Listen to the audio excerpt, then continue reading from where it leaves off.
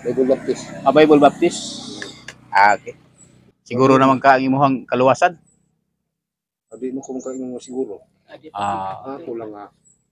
Muna yung pinuhan. Amo ni gasimba gyapon ka karon. Oo, wapon. Bible Baptist. Okay. Ito kayo nakasabi Bible Baptist. 1 year. 1 year. So sa to pa dili ka kasiguro sa maong kaluwasan. Hindi ko siguro kasi man ako may Ginoo. Okay. So nahibalo ka og kinsa imong maluluwas, di ba?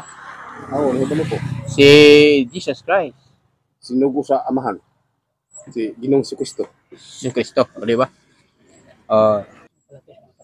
Sa to pa di ay si Kristo nganong nagpakamatay man siya sa cross.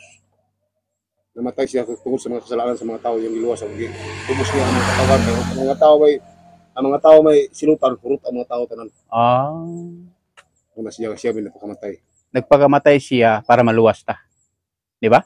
Para sa mga katawhan. Para sa katawhan. Kaya ang mga tao ngunit silutan. Sa ato pa, wala pa day ka maluwas nga si Kristo human naman nagpakamatay sa cross.